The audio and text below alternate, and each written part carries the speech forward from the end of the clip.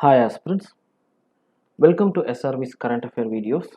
In this video, we'll try and understand about Hawala. This word Hawala is in news in this week because of the arrest or conviction of Yasin Malik. Of the many accusations on him, one such accusation is about Hawala transfers, or in other words, money laundering. Let's try to get an understanding about how Hawala works. Hawala is an informal method of transferring money without any physical money actually moving.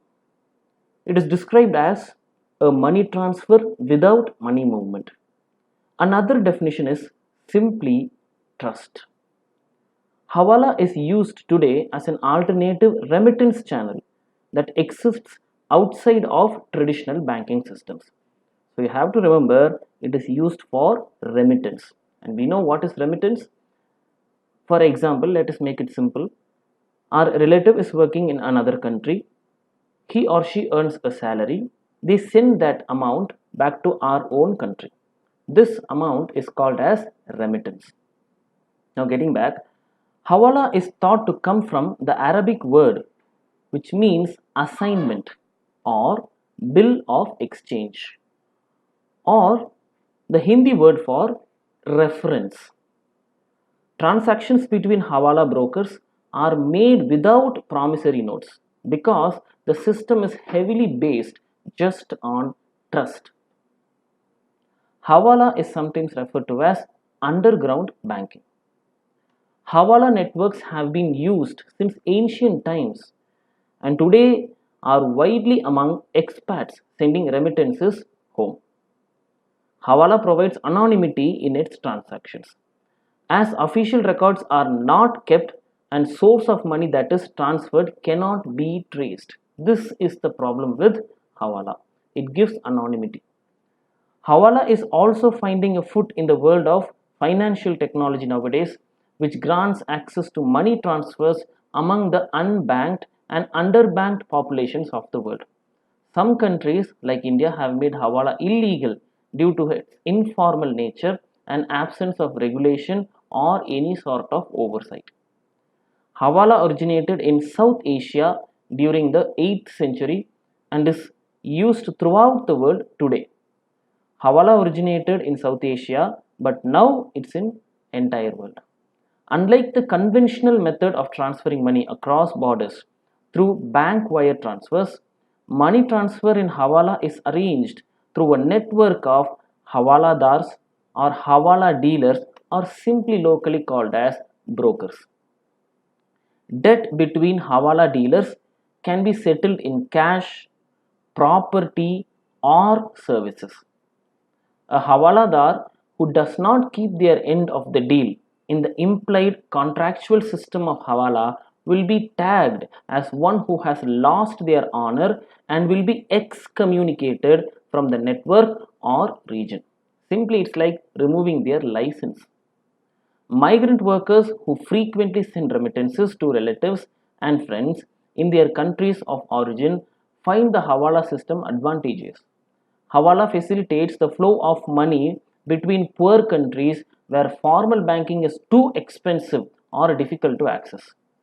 In addition to the convenience and speed of conducting Hawala, the fees is also usually low compared to the high rates that banks charge. Now let us see an example of Hawala. How does it work? Let's say Ram needs to send $200 of US money to Krishna, who lives in another country or town. He will approach a Hawaladar. Let us name him Sam. And Ram gives him the money he wants that Krishna has to receive, including the details of the transaction, the name of the recipient, city, and the password. Now what Sam does is he gives all these details to John. So who is John? Another Hawaladar in the receiving end. Now Sam contacts a Hawaladar dealer in the recipient city called as Tom and asks him to give Krishna $200 on the condition that Krishna correctly states the password. Now Tom, who is the Havaladar in the receiving end, he transfers the money to Krishna from his own account minus the commission. And now Sam has to give Tom $200. The transaction initiated by Ram and concluded by Krishna's receipt of the funds takes only 1 or 2 days, or in some instances just few hours. No money is moved, no promissory notes are signed, as the Hawala system is backed only by trust. Hawala provides anonymity in its transactions, as official records are not kept and the source of money that is transferred cannot be traced. Because money laundering aims to hide the source of cash that is generated from the illegal activities, Hawala is a perfect system for money laundering. In addition, corrupt politicians and wealthy ones who prefer to evade taxes use Hawala to anonymize their wealth and activities. Cash generated from business transactions that are not recorded cannot be taxed. Hawala is also used to fund terrorism and makes it particularly difficult to stop terrorism. In India, the Foreign Exchange Management Act and the Prevention of Money Laundering Act are the two major legislative systems that deter the use of Hawala in India. Hawala system is providing financial services to the unbanked and underbanked populations of the world. Mobile banking and payment platforms such as Paga, M-Pesa are revolutionizing the financial system in certain African countries by promoting financial inclusion through the Hawala system of providing financial services. So payment platforms such as Paga and M-Pesa, they are using Hawala system.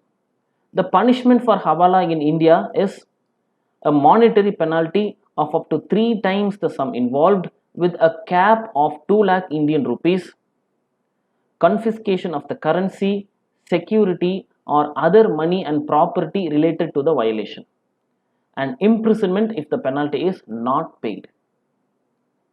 But Hawala is legal in Dubai as long as the Hawala provider is registered with the central bank and abides by the regulation set forth. So one country where Hawala is legal is Dubai. In India, in Pakistan, in most of the neighboring countries around India as well, Hawala is considered to be illegal. Thank you. Jai Hind. Some of you would have got this past failures which will be putting so much of load in your mind as of now when the examination is fast approaching. If you think only about your past failures, we are blocking the possibility of success. Remember, if you are thinking negatively, you are blocking the positive outcomes. So think positively. Think that what you have experienced in the past in the form of failures is not going to repeat this attempt. Because last year was 2021, it is a different year, and this year it is 2022, it is a different year. So what we were in the last year is not what we are in this year. So definitely believe that the past result will not influence your present or the future result.